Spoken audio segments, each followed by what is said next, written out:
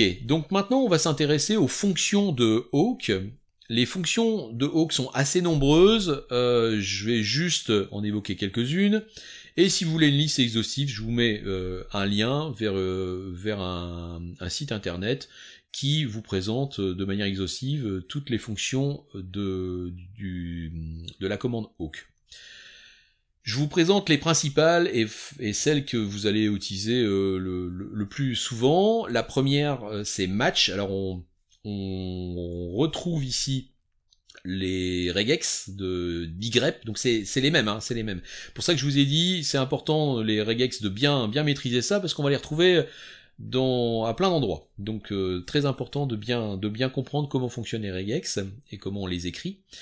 Match, on va passer deux paramètres à la fonction match. On va passer d'abord une chaîne de caractères qu'on veut matcher, qu'on veut analyser, et le motif derrière qu'on veut essayer de matcher. Et match va nous renvoyer la position de 1 jusqu'à n du motif s'il est trouvé, ou 0 s'il est absent. C'est pour ça qu'en fait on commence à 1. Souvent on commence à 0 les positions, notamment en C. L'indice de premier élément dans un tableau c'est 0. Mais ici il a été choisi de dire qu'on commence à 1, de manière à pouvoir utiliser 0 comme retour pour signaler l'absence du motif dans la chaîne.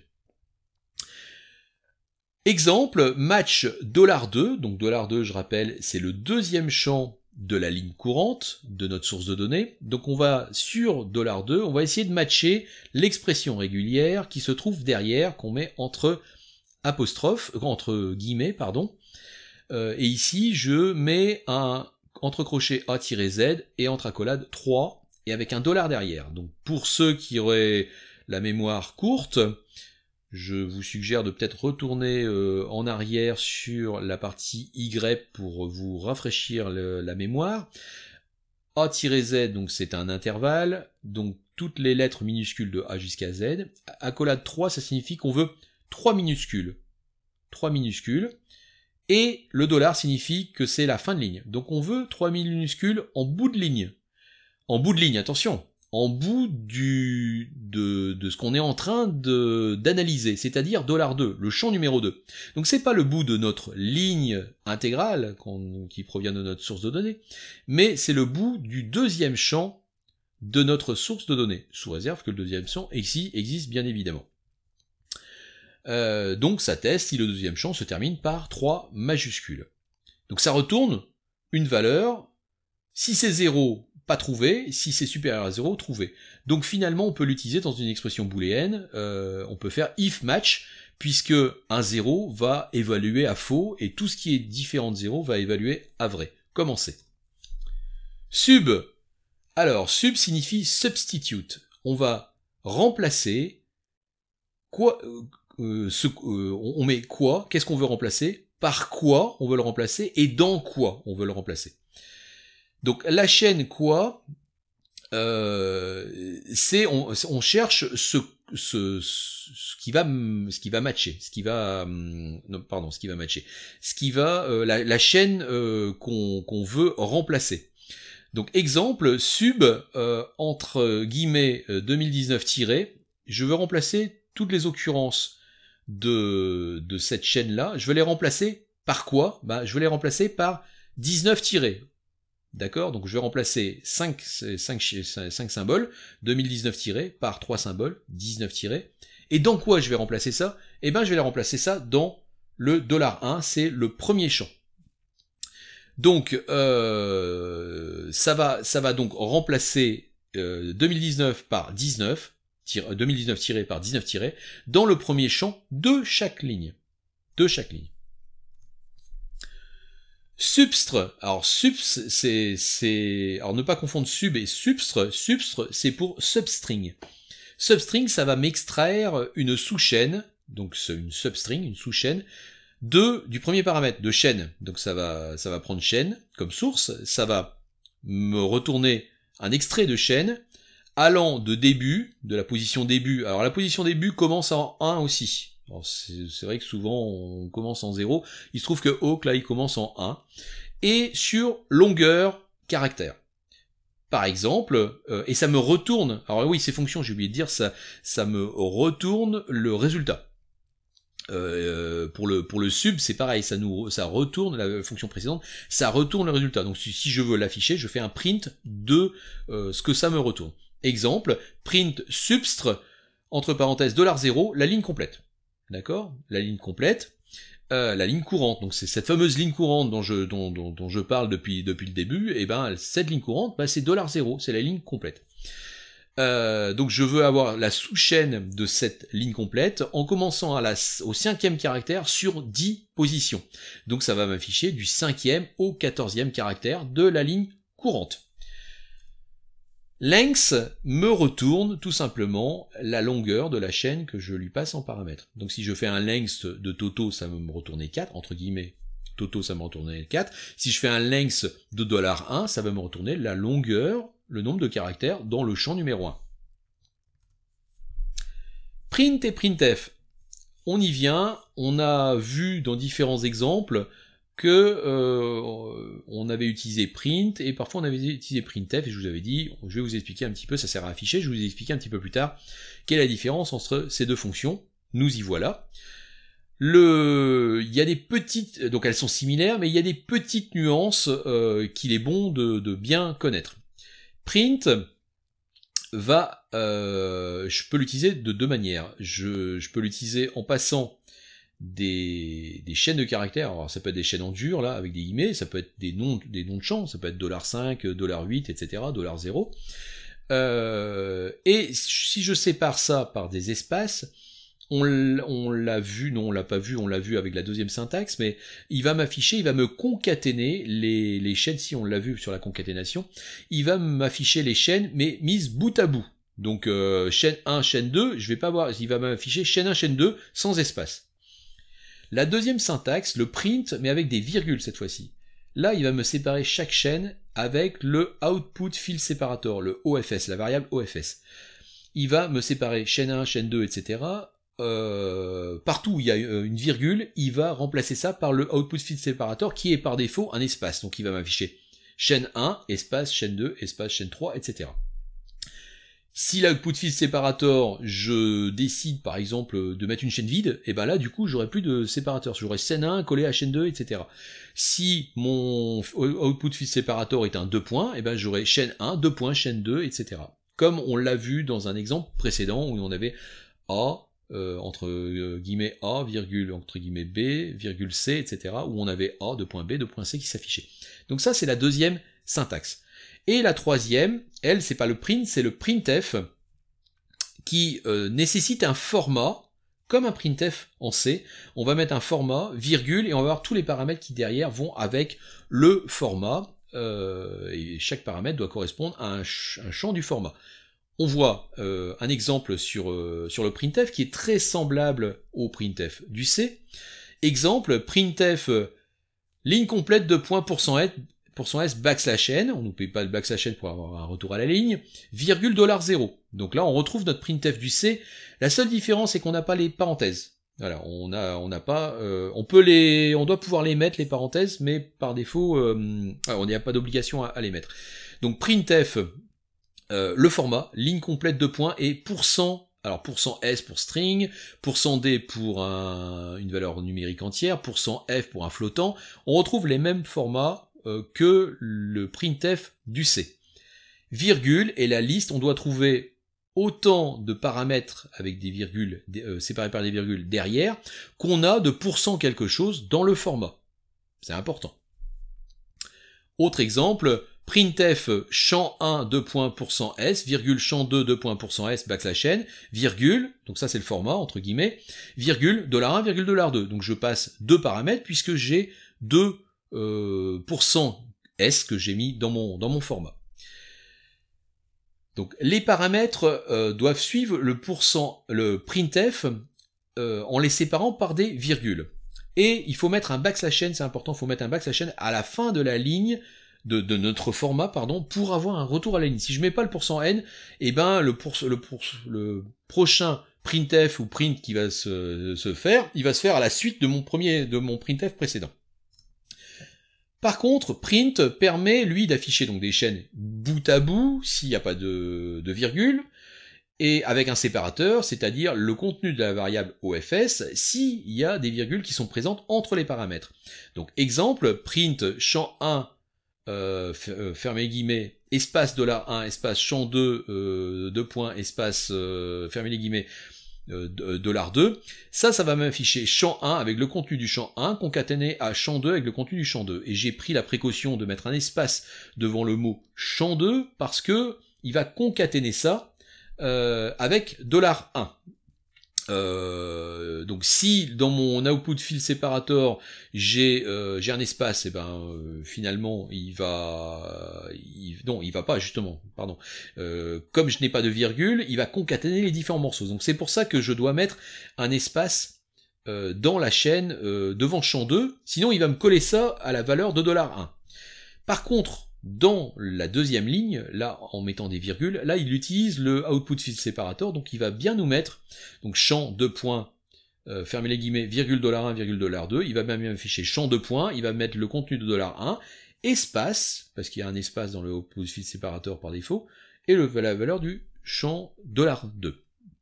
Et, très important, petite subtilité, on n'a pas besoin de mettre un \n en bout de ligne, parce que print, pas printf, print fait lui-même le retour à la ligne en bout de print. Donc pas besoin de mettre de \n. Si vous mettez un \n, vous allez avoir un saut de ligne supplémentaire. Bien, nous allons voir maintenant les tableaux avec Awk. Les tableaux sont un peu différents de ceux du langage C, et ce sont pas des tableaux indexés, indicé, on va dire, même si je parle de l'indice après, c'est un abus de langage. Je vais le faire quand même, mais ce sont pas des indices, c'est-à-dire ça va pas de 0 jusqu'à n-1, c'est ce qu'on appelle des tableaux associatifs. Pour ceux qui connaissent le langage PHP, c'est la même chose qu'on a en PHP. Voilà, pour ceux qui connaissent. Ça existe aussi en Java, mais peut-être que PHP c'est peut-être quelque chose qui est peut-être un peu plus connu par certains d'entre vous. Bon, c'est pas sûr, mais bon, pour ceux qui connaissent, ils peuvent se référer à ça. Pour ceux qui connaissent pas, vous inquiétez pas, je vais vous expliquer un petit peu la différence entre indicé et associatif. Donc les indices, enfin on appelle ça des clés, peuvent être des valeurs numériques, mais aussi des chaînes de caractères. Et la syntaxe est la suivante, on fait tab, entre crochets, on met notre indice, notre valeur de clé, on va dire, on va plutôt appeler ça une clé, égale la valeur. Exemple, mois, entre crochets et entre guillemets, janvier, égale 31. Je vais associer la valeur 31 à la clé janvier. Fruit, entre crochets, banane, égale jaune. Je vais associer la couleur jaune à la clé banane dans mon tableau fruit. Bien évidemment, on peut avoir plusieurs cellules dans le tableau. Mais vous voyez que là, on n'est pas sur une notion de tableau qui va de 0 jusqu'à n-1. Les clés, là, sont des valeurs, sont pas des valeurs numériques, sont des chaînes de caractères. Donc il n'y a qu'un être humain qui peut dire, l'élément numéro de mois, ça va être février. L'ordinateur, il est incapable de dire, après janvier, il y a février. De toute manière, et vous, après fruit, dans fruit, après banane, il y a quoi? Il n'y a pas de logique. Donc on voit bien qu'il n'y a pas de notion il n'y a pas de numérotation, il n'y a pas d'indice naturel, on va dire. Le test si un indice existe dans un tableau peut se faire de deux manières. La première, on l'a vaguement évoqué un tout petit peu plus tôt, c'est le mot-clé in. Donc si je peux écrire if une clé, donc un indice, une clé, in tableau, si je trouve cette clé dans le tableau, ça va retourner vrai et je vais donc exécuter le bloc qui se trouve entre accolades derrière. Autre solution, c'est de dire if le nom de notre tableau, entre crochets, la clé qu'on veut cibler, est-ce que c'est différent de vide? Et à ce moment-là, j'exécute ce qui se trouve derrière.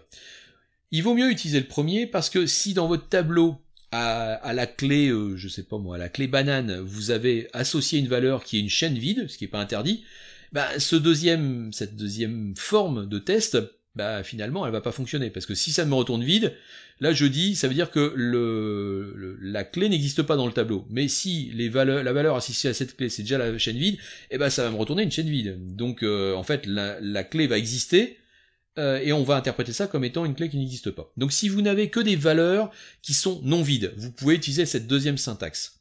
Parce que si ça vous retourne vide, ça veut dire que la clé n'a pas été trouvée. Mais je vous conseille plutôt d'utiliser la première écriture qui est sûre. C'est-à-dire que si la clé n'est pas trouvée, peu importe la valeur associée à cette clé, ça retournera faux.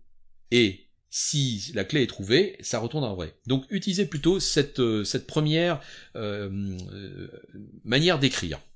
Exemple, if, entre guillemets, Toto in joueur, donc il va chercher, attention, hein, on est bien d'accord, il va chercher dans notre tableau joueur, il va pas chercher est-ce que Toto figure dans les valeurs, il va chercher est-ce que Toto existe dans les clés, pas dans les valeurs, dans les clés. Voilà, je répète bien, pas dans les valeurs, dans les clés. C'est tentant de dire est-ce que Toto figure dans joueur, donc ça veut dire est-ce que le nom Toto, je vais le trouver dans les valeurs. C'est naturellement on va penser à ça. Non, non, non, il faut vous sortir bien ça de la tête. C'est pas, enfin vous mettre ça bien dans la tête. C'est pas dans les valeurs, c'est dans les clés.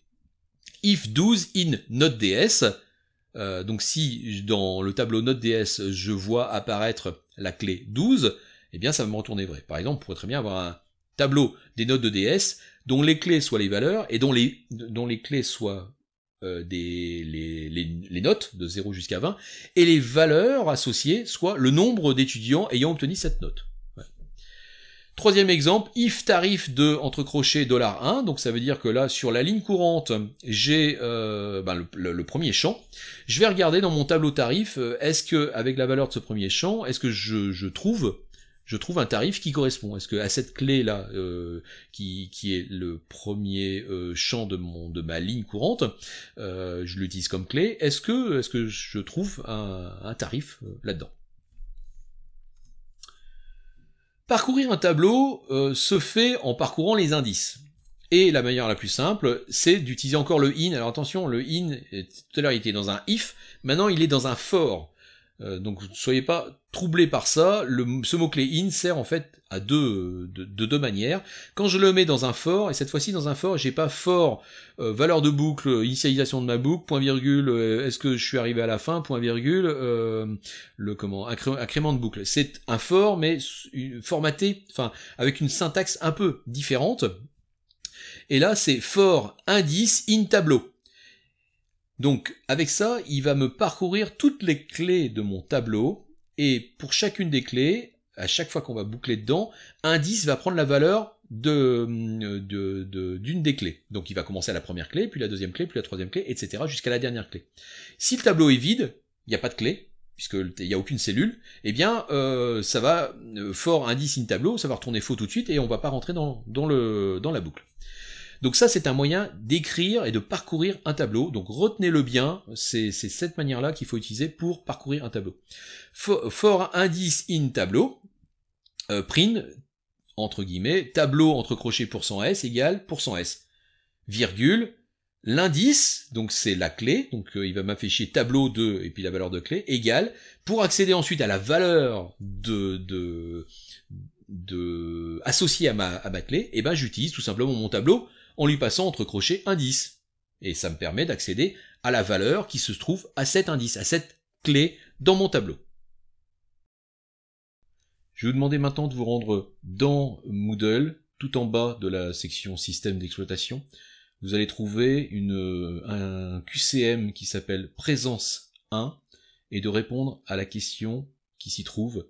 Ça prend maximum 2 minutes, donc vous mettez en pause la vidéo, vous répondez à ce QCM, qui est très court, hein, c'est une question, et on se retrouve pour la suite.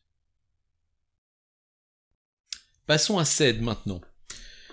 Donc SED signifie Stream Editor. C'est un éditeur de texte qui fonctionne en mode flux, en mode stream, donc le Stream Editor en mode flux. C'est-à-dire qu'en fait, un flux, ça va être ce qui va arriver sur std_in, et les manipulations que l'éditeur va faire sur ce texte ou avec le texte, par exemple des modifications, des suppressions, des ajouts, ne peut se faire qu'au moment où le texte passe dans le flux. Hein. Donc le texte va arriver ligne par ligne, on va pouvoir modifier et apporter des traitements uniquement sur la portion de texte qui est en train de passer, donc sur la ligne qui est en train de passer. L'éditeur est tout à fait incapable de se déplacer en amont ou en aval de la ligne courante. Il est sur la ligne courante, il applique son traitement sur la ligne courante, et c'est tout. Il peut pas, donc on n'est pas sur un éditeur interactif. Donc l'éditeur CED est donc autonome, aucune interaction avec l'utilisateur, et comme avec les autres filtres, on va préparer les actions qu'on va demander à CED de faire, on va les préparer, et on va lui indiquer ça en paramètres, puis on va lancer la commande et qui va s'exécuter, qui va donc traiter tout le flux de données qui va lui rentrer dedans, tout le contenu de son stdin, sans aucune autre interaction ni question possible à l'utilisateur. Donc si on souhaite par exemple supprimer une partie du texte, on prépare la commande de suppression et on passe le flux du texte arrive sur son stdin et il opère la modification, à savoir la suppression de ce qu'on souhaite supprimer sur l'intégralité du flux. Les principales actions que CED est capable de faire, ça va être de remplacer du texte, de modifier du texte, de supprimer du texte, et d'afficher tout ou partie du texte, du flux de texte qui lui vient sur son stdin. Remplacer du texte est sans doute l'usage le plus commun concernant l'éditeur CED.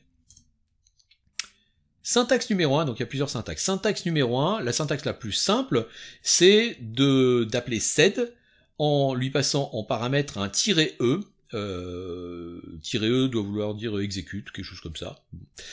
Et entre apostrophes, on passe la commande à exécuter sur chacune des lignes du fichier, parce que là on passe le fichier en paramètre, en dernier paramètre.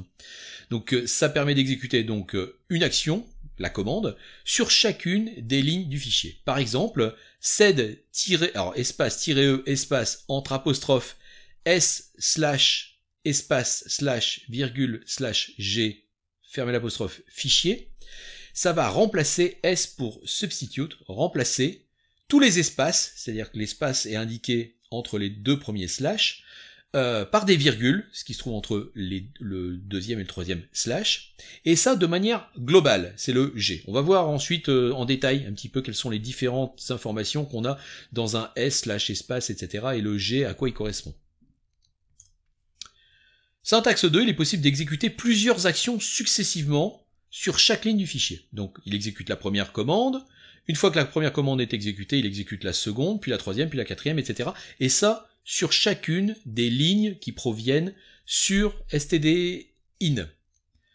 Par exemple, ced, donc "-e" espace commande numéro 1, "-e" espace commande numéro 2, "-e" espace commande numéro 3, tout ça à chaque fois encadré par des apostrophes. Ou on peut aussi écrire un ced-"-e, et là un seul bloc de commande entre apostrophes, commande numéro 1, point virgule commande numéro 2, point virgule commande numéro 3. Et il les exécute les unes derrière les autres sur chaque ligne provenant du stdin. Enfin là du fichier en l'occurrence. Comme avec awk, on peut préfixer la commande avec une expression régulière, donc une regex au format y, et en ajoutant l'option -r, R comme regular expression, en option de l'appel de la commande ced. Si l'expression match la ligne, la commande est exécutée sur la ligne. Sinon, la ligne est conservée intacte. Par contre, toutes les lignes, par défaut, toutes les lignes vont sortir sur stdout. Donc elles arrivent sur stdin, elles peuvent être modifiées par notre script, auquel cas ressort la ligne modifiée, donc sur stdout, et si par contre la modification, il n'y a pas de modification, là en l'occurrence parce que par exemple l'expression régulière ne matche pas, eh bien la ligne est quand même ressortie, mais intacte, sans être modifiée. C'est pas un grep. Un grep, lui, il va extraire du fichier. Là, on a une source de données, en entrée, on retrouve la même source en sortie, avec potentiellement certaines lignes qui sont altérées, modifiées, supprimées, voire des lignes rajoutées. Exemple, sed-r pour regular expression, -e, bah, e pour execute, hein, notre commande, entre apostrophe slash circonflexe 0-9, l'intervalle 0-9. Donc ça signifie les lignes qui vont avoir en premier caractère, donc circonflexe, début de ligne, d'accord? J'espère que ça rappelle des choses à certains, j'espère que vous avez bien potassé ça. Sinon, bah forcément, sed, ça va être un peu compliqué de vous en sortir si vous n'avez pas maîtrisé ou que vous avez zappé la partie expression régulière. Donc retournez voir cette partie-là si vous l'avez zappé. Donc circonflexe début de ligne, 0-9, donc c'est un chiffre en premier caractère, puisqu'on a un début de ligne au début. Donc toutes les lignes qui vont matcher le fait d'avoir un chiffre en premier caractère, eh bien, on va exécuter ce qui se trouve derrière, à savoir S substitute, on va remplacer les espaces par des underscores et de manière globale. De manière globale, c'est-à-dire tous les S, tous les espaces de la ligne vont être remplacés par des underscores, mais uniquement les lignes qui commencent par un chiffre. Syntaxe numéro 3, par défaut, toutes les lignes donc sont lues et sont modifiées ou pas. Par sed, on l'a dit juste avant, toutes ces lignes-là, modifiées ou pas, sont affichées après être passé par toutes les phases, toutes les actions que sed va faire de modification de chacune des lignes. Mais on a la possibilité de supprimer ce comportement par défaut, donc qui est le comportement par défaut qui est d'afficher toutes les lignes, modifiées ou pas. On peut modifier ce comportement par défaut avec l'option "-n". Dans ce cas, quand on met "-n", on lui indique qu'on ne veut pas qu'il nous affiche par défaut les lignes. Pas du tout.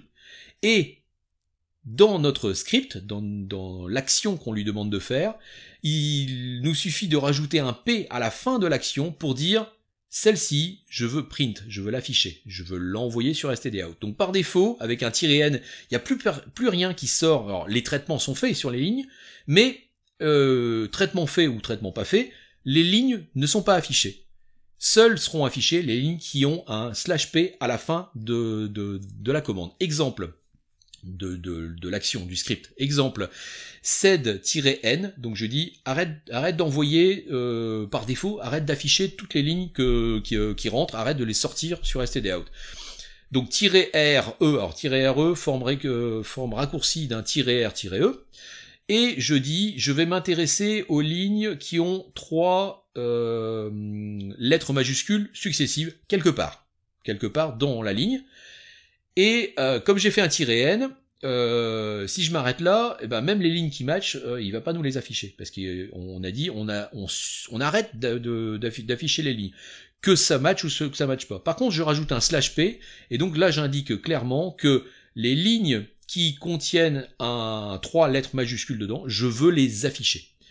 Alors cette expression-là n'apporte rien de plus par rapport à un grep, par exemple. Mais on pourrait très bien avoir une modification des lignes en même temps, c'est-à-dire de dire je recherche ces lignes qui contiennent 3 lettres majuscules quelque part et je décide de supprimer par exemple ou de n'extraire que les 10 premiers caractères de chacune des lignes et de les afficher. Et donc je n'afficherai que les 10 premiers caractères des lignes qui matchent cette expression.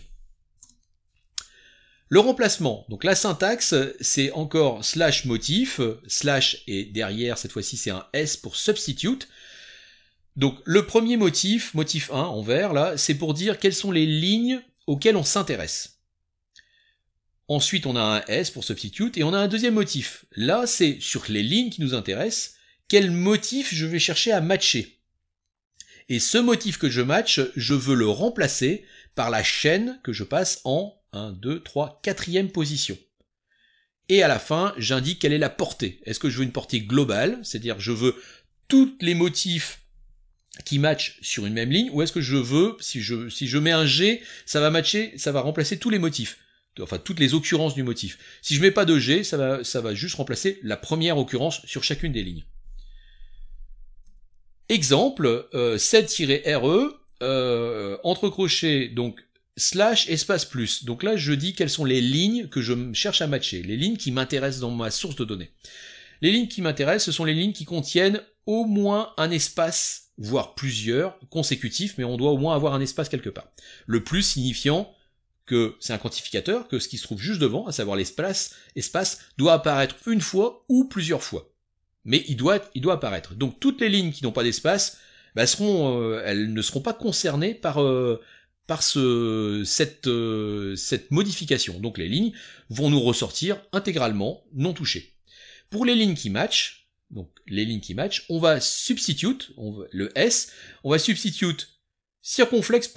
Donc ça veut dire qu'en début de ligne, on a 3 caractères en début de ligne, et ben je les remplace par ce qui se trouve derrière le slash, derrière les 3 petits points, le slash, rien du tout, du vide. En fait, je vais supprimer les 3 premiers caractères de chaque ligne, mais uniquement sur les lignes qui contiennent un espace. Toutes les lignes qui contiennent pas d'espace, elles vont ressortir intégralement avec tous leurs caractères dessus.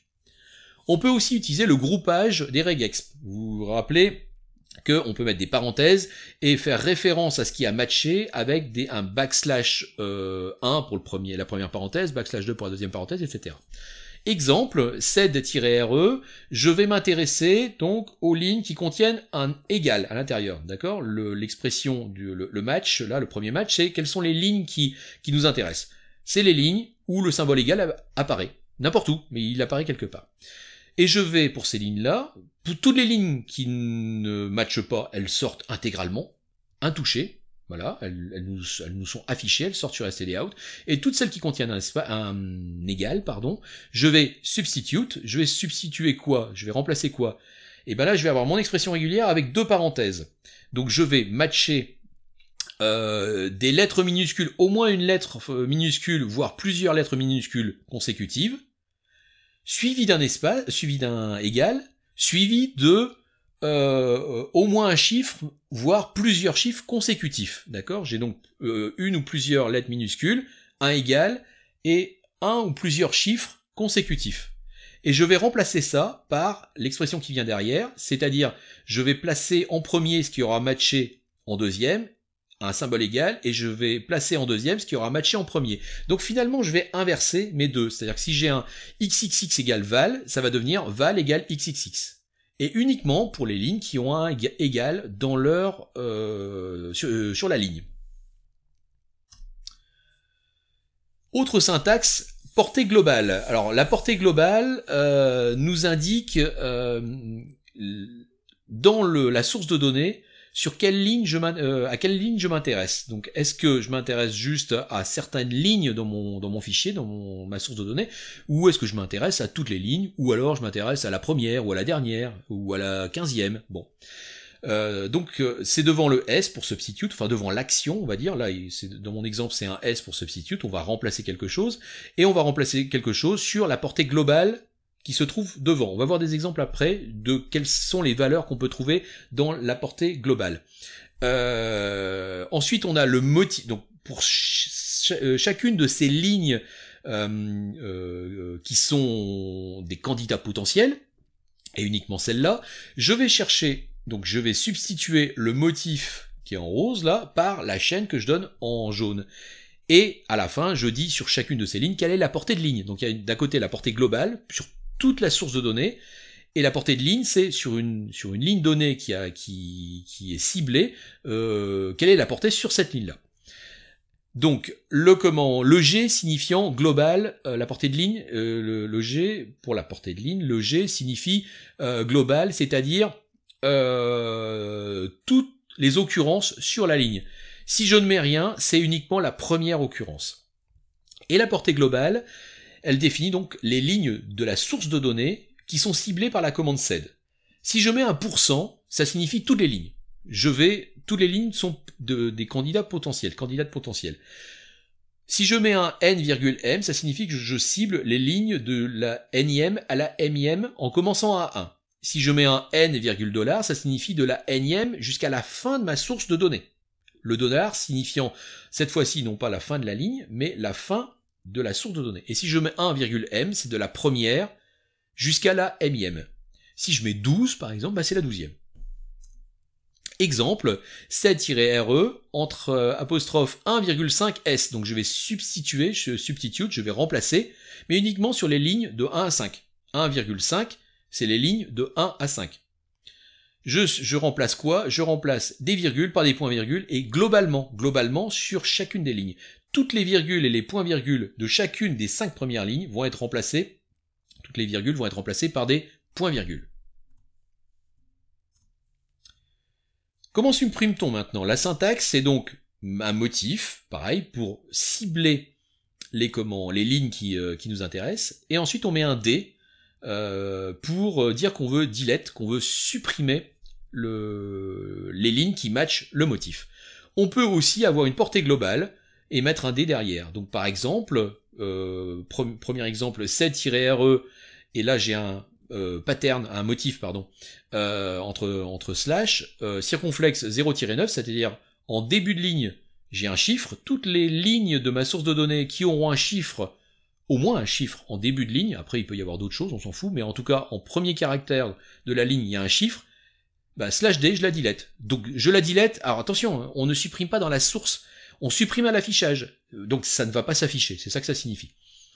Le set-re 1,10D, ma source de mon fichier, encore une fois, je le répète, ça ne modifie pas le fichier, hein, on est d'accord, hein, ça ne modifie pas le fichier. Il y a des options qui permettent de modifier le fichier, mais par défaut, ça ne modifie pas, parce qu'en fait, quand il lit le fichier, il produit son résultat sur stdout. Donc quand on dit delete, on supprime de l'affichage, mais on ne modifie pas le fichier, il n'y a pas de crainte à avoir là-dessus. 1,10, on s'intéresse aux 10 premières lignes, donc les 10 premières lignes de notre source de données, de notre fichier, bah, ne vont pas s'afficher, tout simplement. On n'aura que de la ligne 11 à la ligne à la fin. Bien évidemment, s'il y a moins de 10 lignes, bah, ça affiche rien du tout. Set-re 5,$D, et ben, de la 5e à la fin du fichier, ça sera pas affiché. Donc finalement, on n'aura que les 4 premières lignes qui vont s'afficher. L'ajout. Pareil, on a un motif, et au lieu d'avoir une suppression, une substitute, on a un A pour append, pour ajouter du texte. Donc on a le A et on a le texte tout de suite derrière. Exemple, set-re, mon motif c'est encore toutes les lignes qui commencent par un chiffre, eh bien je vais append, je vais ajouter le texte qui est derrière, blabla, je vais l'ajouter en dessous de la ligne qui va matcher. Pas à la fin de la ligne, hein, en dessous. Encore une fois, ça ne modifie pas la source de données. Il y a le fichier qui est passé en paramètre derrière, mais le fichier, il reste intact. Le résultat s'affiche à l'écran, est envoyé sur stdout. Donc on va rajouter, on va avoir le fichier qui va s'afficher, et pour chaque ligne dans notre source de données où il y aura un chiffre en premier caractère, on va se retrouver avec cette ligne-là qui va s'afficher, plus une ligne supplémentaire en dessous où il y a marqué blabla.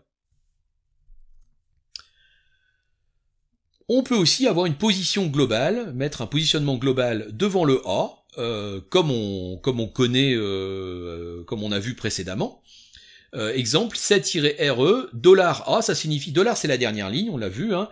$A, ça signifie tout simplement, $A, blabla, 2, ça signifie simplement que le fichier va s'afficher intégralement et on va ajouter une ligne de plus après la dernière, parce que $, c'est la dernière, donc on ajoute une ligne de plus après la dernière, dans laquelle on va écrire blabla, enfin qui contiendra blabla, et tout ça sur stdout. Portée globale, donc ça c'est une position globale, l'autre c'est une portée globale, c'est de dire, par exemple, set-re 1,$, ça signifie toutes les lignes, 1,$ c'est sur chaque ligne. On pourrait mettre aussi %, ça signifie l'intégralité du fichier de notre source de données. Donc, 1,$ pour chaque ligne, on append, on rajoute blabla 3. Donc chaque ligne va s'afficher et derrière chaque ligne, on aura une ligne supplémentaire où il y aura blabla 3. Et ça pour chaque ligne de notre source de données. Fichier script, donc comme avec Awk, on a la possibilité de placer toutes nos commandes dans un fichier plutôt que de passer des -e. Donc là, on n'a plus besoin de passer des options -e, on a juste qu'à spécifier, c'est aussi un -f, comme pour Awk, -f comme file, qui nous donne, dans lequel on va passer -f, un nom de fichier, qui va contenir la liste des commandes, comme on aurait mis un -e ou x fois un -e pour spécifier x commandes. Ça c'est quand on a beaucoup de commandes à passer beaucoup de modifications à faire sur une source de données, et ben on peut écrire tout ça dans un script. Enfin, un script, c'est un ensemble de lignes d'ordre qu'on donne, et chaque ligne est traitée, toutes les commandes qui sont dans le fichier script sont exécutées pour chacune des lignes de la source de données. Exemple de script.sed. Alors .sed, on n'est pas obligé de mettre .sed. C'est mieux de mettre .sed pour dire, bah voilà, quand on va faire un ls, on va, ah bah tiens, ici il y a un script sed, plutôt que d'avoir juste script ou d'avoir commande par exemple. Commande, bah c'est des commandes de quoi? C'est du awk, c'est du sed, c'est des commandes de produits sur internet. On sait pas trop ce que c'est. Là, on sait que c'est au moins un ensemble de scripts de commandes sed.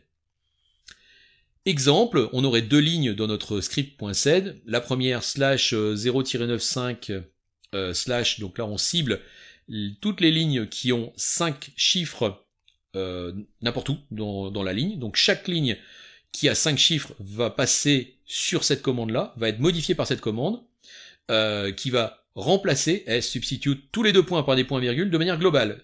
Tous les 2 points de chaque ligne remplacés par des points-virgules.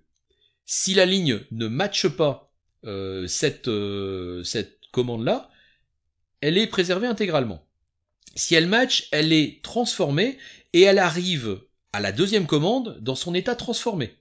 Si elle n'est pas transformée, elle arrive intégralement dans la deuxième commande qui est 1,5 delete. Bon alors là, cette deuxième commande là, peu importe la nature de la commande, mais si par exemple dans la deuxième commande on avait aussi un remplacement, on dit on supprime les 3 premiers caractères, on supprime les 3 premiers caractères du résultat de la première commande, du substitute des 2 points par les points-virgules. D'accord? Donc là, la deuxième commande, c'est tout simplement de dire on s'intéresse pas aux 5 premières lignes. Donc les 5 premières lignes, elles vont passer à travers le premier filtre, elles vont être transformées pour être ensuite supprimées par la deuxième ligne. Donc éventuellement, peut-être qu'on pourrait tout simplement inverser et dire le 1,5D, le mettre en premier, et pour le coup, il passerait pas dans les commandes suivantes. On va dire un petit peu de temps, mais c'est pas très très important. Alors note spéciale, les filtres ne modifient presque jamais les fichiers directement. Je l'ai dit, les filtres ne modifient jamais les fichiers directement. Jamais, sauf à quelques rares exceptions. Et sed est une exception.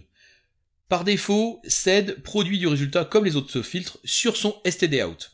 Donc le résultat de stdout permet d'alimenter un autre filtre par derrière au moyen d'un tube, ou peut être envoyé dans un fichier. Exception avec sed-i.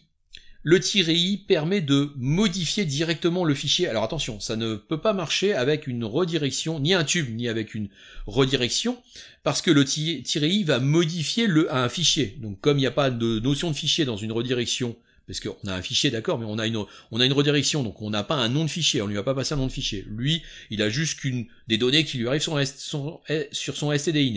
Pareil sur un pipe. Donc, redirection pour le sed, redirection inférieure, un fichier ou un pipe, le sed-i ne sert absolument à rien, et on n'a pas à mettre de sed-i avec un tube ou une redirection. On ne peut mettre un sed-i que si on a un sed-i, un nom de fichier.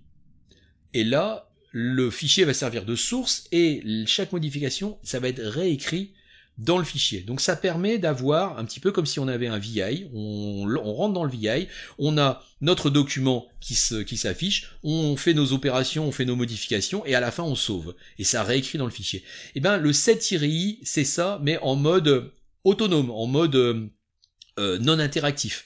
Donc il s'alimente d'un fichier, donc là il n'y a pas de redirection, je répète, ça peut pas être inférieur fichier, c'est forcément sed-i, les ordres, avec un nom de fichier derrière. Il ouvre le fichier, il lit son contenu, il fait ses modifications et il réécrit le contenu dans le fichier.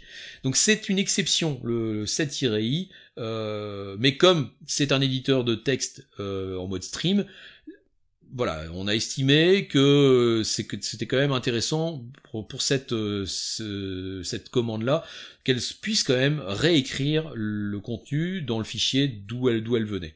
Enfin, d'où proviennent les données. Mais en tout cas, c'est interdit d'écrire un sed-i fichier pipé sur une commande. Ça ne veut rien dire, parce que si on a un nom de fichier derrière, il va manipuler ce fichier, il va écrire dans ce fichier, et jamais il va envoyer quoi que ce soit sur son stdout, puisqu'il envoie dans le fichier, donc il n'envoie pas dans stdout. Donc interdiction, on ne met jamais un setTiry avec un tube.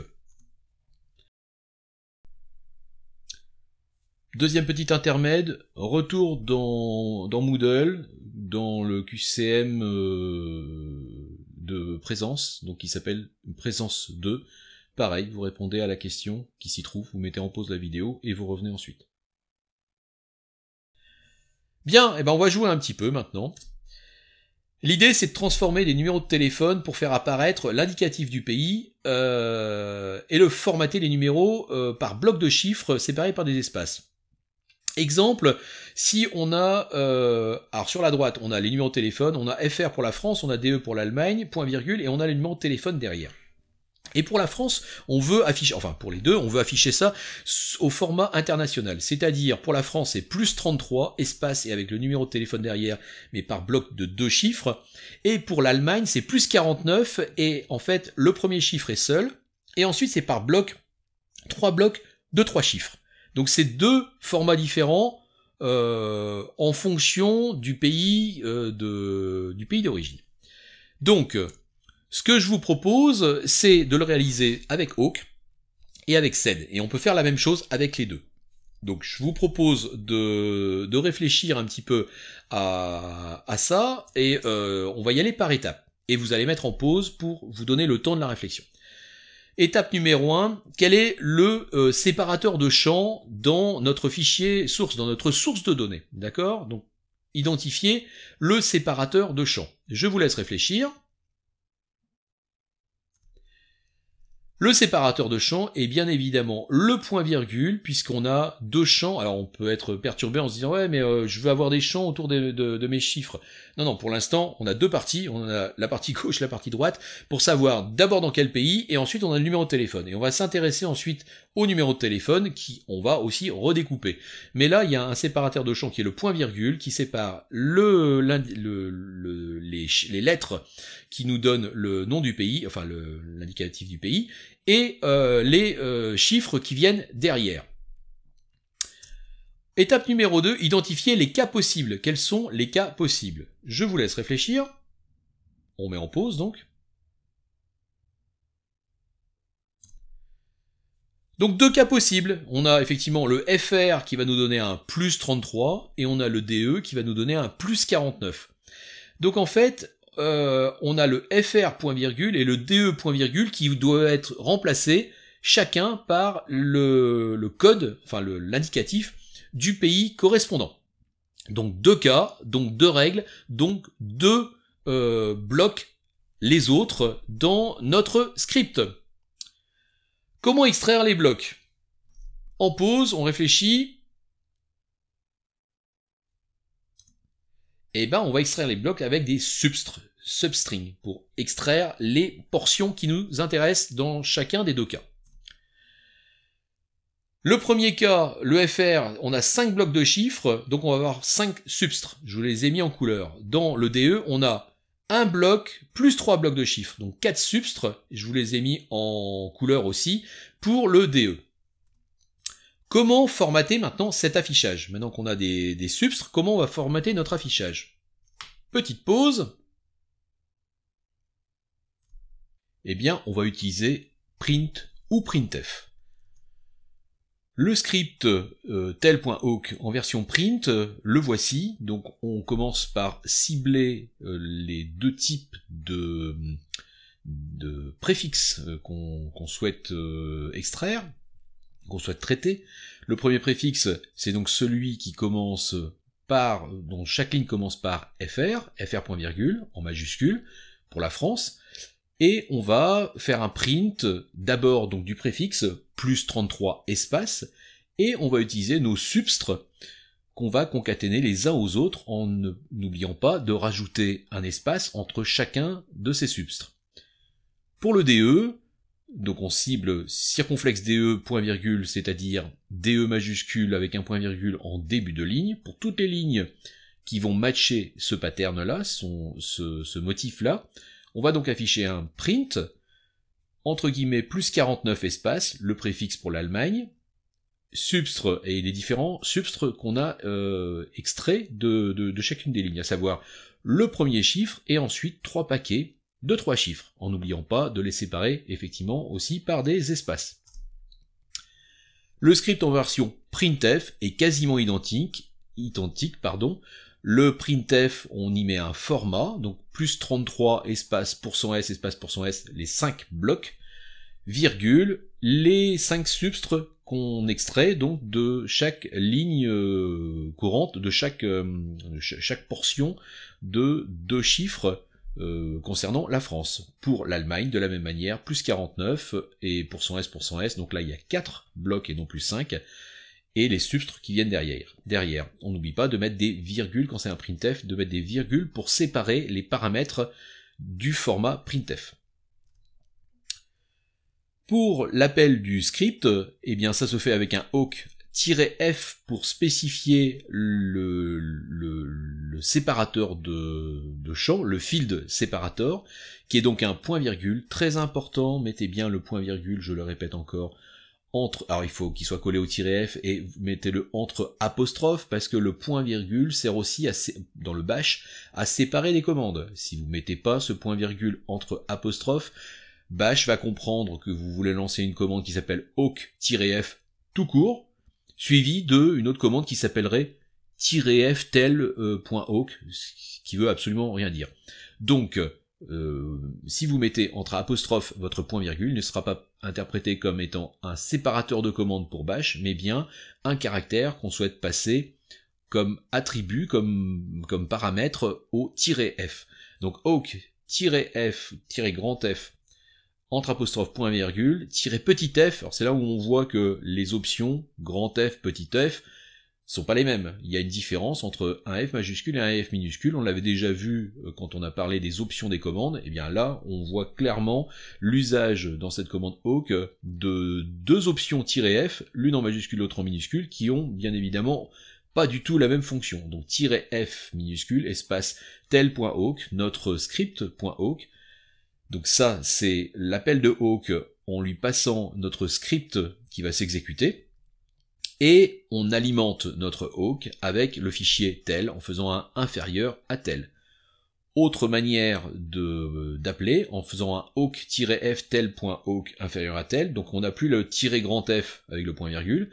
Par contre, dans notre script, on va rajouter un begin, une section begin, entre accolades fs, le field separator égale le point virgule, cette fois-ci on le met entre guillemets. La version sed, puisqu'on a dit qu'on allait faire l'exercice avec awk et avec sed, on va d'abord identifier les cas possibles. Donc les deux mêmes cas, c'est-à-dire le fr point virgule et le de point virgule, mais cette fois-ci, on n'a pas de notion de séparateur. Donc les lignes qui vont nous intéresser sont les lignes qui commencent par fr majuscule point virgule ou de majuscule point virgule. Comment va-t-on extraire ces blocs? Je vous laisse réfléchir quelques instants, vous mettez en pause. Comment va-t-on extraire ces blocs? Eh bien tout simplement on va utiliser des expressions régulières, des regex, et on va utiliser le groupage, donc les parenthèses, dans le regex, dans notre expression regex. Comment va-t-on... Donc ça c'est pour repérer et extraire les différentes portions de chaque ligne. On va utiliser regex avec du groupage. Comment va-t-on formater ensuite l'affichage? Je vous laisse réfléchir quelques instants, mettez en pause.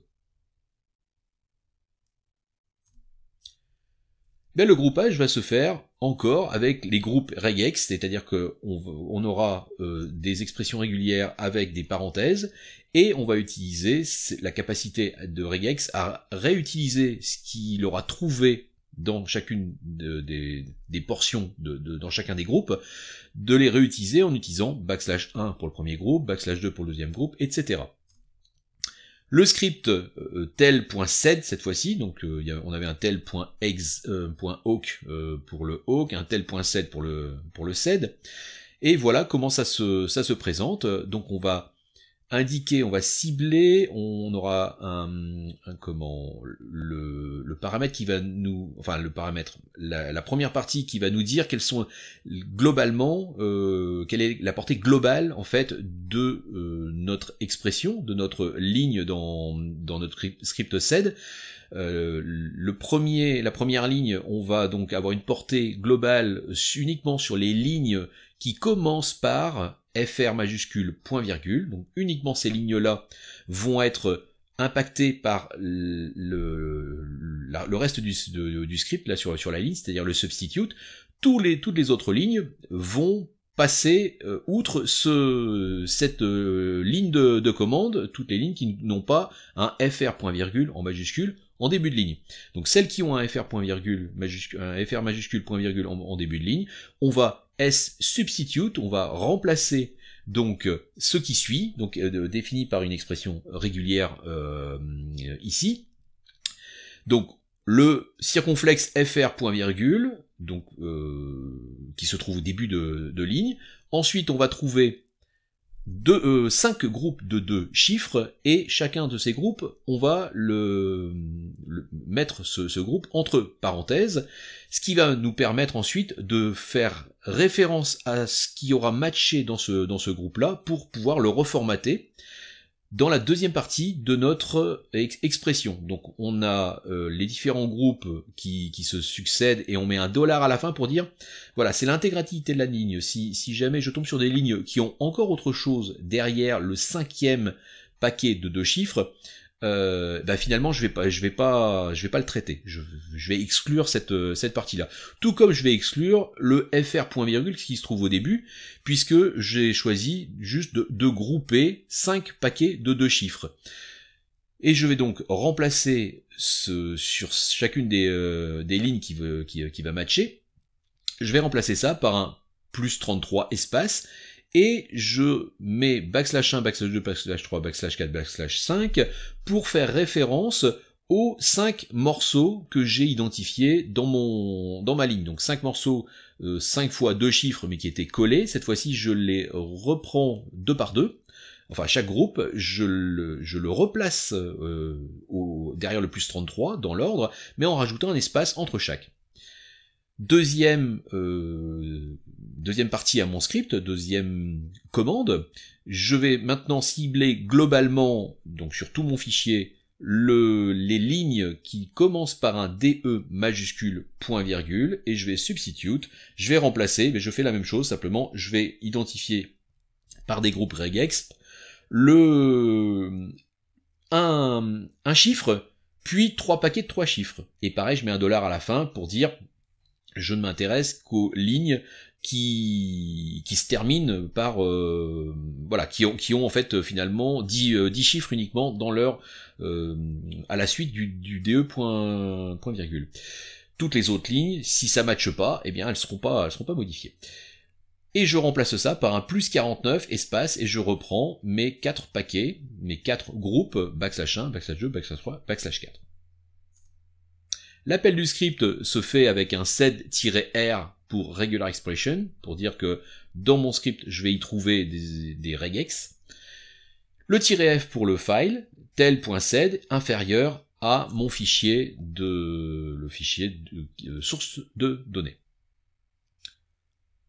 Voilà, donc on a terminé avec la partie awk et sed. Donc comme vous avez pu le voir, ce sont des outils, des commandes elles sont pas compliquées, mais elles sont assez riches en termes de fonctionnalités, et vraiment très puissantes, et permettent de réaliser des choses qu'on ne peut pas réaliser avec la simple combinaison et le simple enchaînement de filtres des autres filtres. Donc ça permet déjà de ne pas avoir à écrire un programme en C et de compiler, etc. C'est plus léger.